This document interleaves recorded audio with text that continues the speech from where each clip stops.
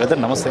నమస్కారం అండి. ఏంది పరిస్థితి ఇప్పుడు ప్రస్తుతానికి ఏం పరిస్థితి జరుగుతుంది, లోపల ఏ విధంగా ఉందంటే? గత 2-3 రోజుల నుంచి జరిగినటువంటి ఈ విధ్వంస కాండలో ముఖ్యంగా ఇప్పుడు ఈ పోలీస్ బలగాలంతా మోహరించి గేట్లను మూసివేసి నిర్బంధం సృష్టించి విద్యార్థులను కానీ మీడియాని కానీ విద్యార్థులకు మీడియాకు అనుసంధానంగా ఉండకుండా మీడియాను రానివ్వకుండా విద్యార్థులను లోపలనే బంధించి ఈ కార్యక్రమాన్ని చేస్తున్నారు వీళ్ళు. సో దీనికి నిరసనగా విద్యార్థి సంఘాలన్నీ కూడా అన్నీ ఏకమై అన్ని ప్రభుత్వ ఈ కార్యక్రమాలకు వ్యతిరేకంగా అన్ని విద్యార్థి సంఘాలు ఏకమై వాళ్ళ యొక్క నిరసన తెలియజేయడం జరుగుతుంది.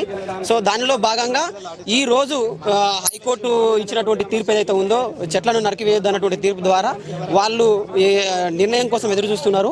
విద్యార్థి సంఘాలు కూడా వెయిట్ చేస్తున్నాయి. కానీ అంతలోపు మీడియాతో స్వచ్ఛందంగా మాట్లాడి మా భావాలను వ్యక్తపరిచేటువంటి స్వేచ్ఛను ఇంకా మాకు కల్పించడం లేదు.